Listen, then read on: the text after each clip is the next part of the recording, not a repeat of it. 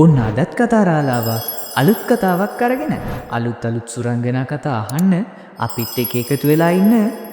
කලින් කොටසේදී අපේ කඩියයි කළුවයි ගුරුතුමා දුන්න මැජික් ඊතලයයි මැජික් සිටියමයි අරගෙන ගඟ ළඟට ආවනේ කළු වනාන්තරයට ඇතුල් වෙන්න හිතාගෙන.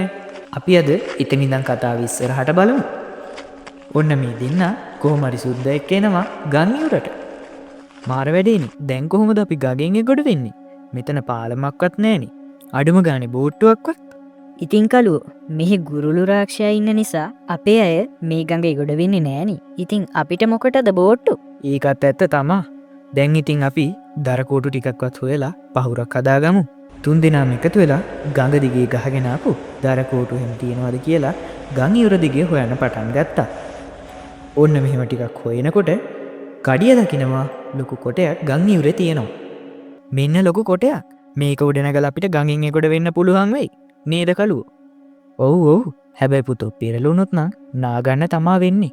ඊට පස්සේ 3 දෙනත් එක්කම එකතු වෙලා මේක වැල් පොටක ගැට ගහගෙන ගඟට අරගෙන එනවා. ඔන්න පහුරකුත් ලෑස්ති. දැන් එහෙනම් කට්ටියම නගිමු මේකට. කට්ටියම නෙමෙයි. ඔයාලා දෙන්න විතරයි මේ ගමන යන්නේ. ඒ මොකද? මෙච්චර දුරක් ඔයා අපිත් එක්ක ආවනේ. මට මෙහෙට යන්න අවසර නෑ කළුව. ඔයාලට මෙතන ඉඳන් නම් තනියම තමයි යන්න වෙන්නේ. ඔන්න ඉතින් අපේ කඩියේ කළුවයි දෙන්න ලී කොටේ උඩ ඉඳගෙන මේ ගඟේ එහා කෙරවලට යන්න පටන් ගන්නවා. එහෙනම් දෙන්නම පරිස්සමට ගිහිල්ලා එන්න හොඳේ. කලබල නැතුව යමු කඩියෝ. පෙරළුනොත් නාන්න වෙනවා. හරි කටවහන් ඉන්නකෝ. දෙන්න කොහොම හරි හිමීට ගඟෙන් එගොඩ වෙලා කළු වනාන්තරයට ඇතුල් වෙන්න පටන් ගන්නවා. මේ වනාන්තරේ දවල් වෙලාවට ටිකක් අඳුරුයි. ඒක නිසා තමා මේකට කළු වනාන්තරය කියලා කියන්නේ. කළු සිටියම ගන්නකො බලන්න. අපි ඒකින්වත් බලමු කොහෙටද යන්න ඕන කියලා. කළුවත් මේ සිටියම දිගහැරලා බලනවා. හැබැයි උන් එකපාරටම මේ සිටියම හරි අමුතු විදිහට දිලිසෙන්න පටන් ගන්නවා. මෙන්න මේක දිලිසෙනවා. ඊට පස්සේ මේ සිටියම මායා කණා මැදිරියෙක් බවට හැරෙනවා. මොකද්ද කඩියෝ මේක? කලිනුත් කණා මැදිරියෙක්ගේ පස්සේ යන්න ගිහිල්ලා තමයි මෙහෙට ආවේ. දැන් ආයෙත් කණා මැදිරියෙක්. කමන් නෑ කළු. අපිට සිටියම දුන්නේ ගුරුතුමානේ. අපි උගේ පස්සෙන් යමු. ඉතින් මේ දෙන්නම කණා මැදිරියගේ පස්සෙන් හිමීට යන්න පටන් ගන්නවා.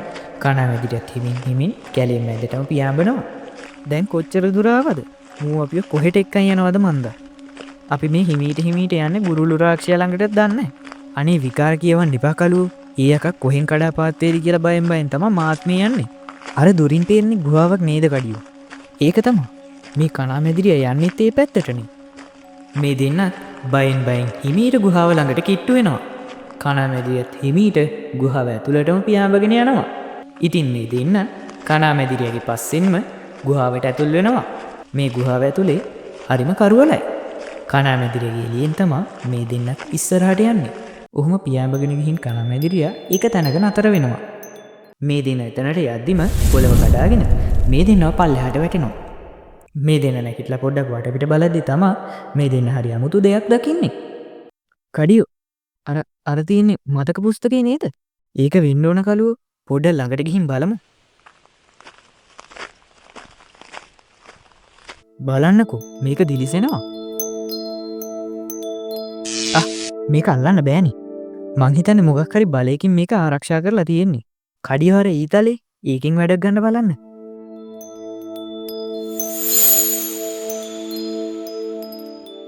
පුතනම් හොයාගත්තා. දැන් ආපහු උඩට යන්නේ කොහොමද? ඒකනේ අපි මේ ඉන්නේ ගොඩක් පහළ.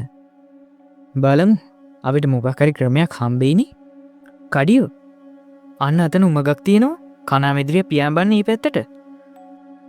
එහෙනම් යමු උගේ පස්සෙන්. දෙන්න පොත අරගෙන කණා මැදිරියගේ පස්සෙන් හිමීට උමග දිගේ ඉස්සරහට යනවා. කොහොම ටික දුරක් ගියාට පස්සේ මේ දෙන්නට උමගේ කෙලවර පේන්න ගන්නවා. ඒකෙන් එළියට ආවට පස්සේ තමයි මෙයාලා දකින්නේ මේ උමගේ කෙලවර වෙලා තියෙන්නේ ගම් ඉවුරෙන් කියලා. සුද්දත් එහා පැත්තේ ඉඳගෙන මේ දෙන්න එනකන් බලාගෙන ඉන්නවා.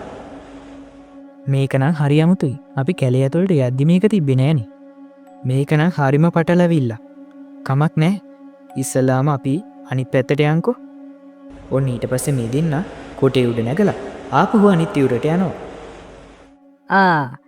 දෙන්න මං හිතුවට වඩා ඉක්මනට ආපහු ආවා.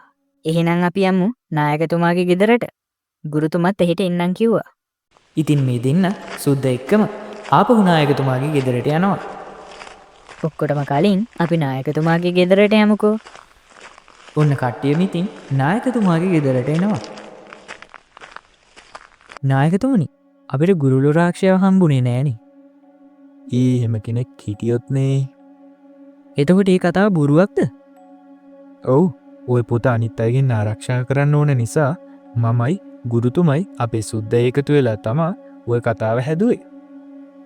ඔව් ඕක වැරදි කෙනෙකුගේ අතට ගියොත් ලොකු විනාශයක් වෙන්න පුළුවන්. එතකොට අර උමග ඒකත් මායවුමක කැලේ ඇතුළට යන අයට ඒක පේන්නේ නෑ. කැලේ ඉඳලා එන අයට විතරයි ඒක පේන්නේ. අපි පොත ගෙනාවනේ. දැන් අපි කොහොමද ආපහු යන්නේ? ඒක මට බාර දෙන්නකෝ. ඔන්න ගුරුතුමා මතක පුස්තකයේ තියෙන මන්තරයක් පාවිච්චි කරලා කඩියටයි කළුවටයි ගෙදර යන්න පුළුවන් විදිහේ මායා දොරටුවක් විවෘත කරනවා. ඉතින් මේ දෙන්නට හරි සතුටුයි. දෙන්නම මෙයාලටත් ස්තුති කරලා ආපහු මෙයාලගේ ලෝකෙට යනවා. දෙන්නම ආපහු කවදාවත් නොදන්න දේවල් පස්සෙන් යන්නේ නැහැ කියලා හිතා ගන්නවා. ඔන්න අපේ යාළුවෝ දෙන්නගේ පුංචි කතා මාලාව නම් අදින් ඉවරයි. මේ වගේ සුරංගනා කතා අහන්න අපේ කතාරාල YouTube channel එක subscribe කරලා තියාගන්න.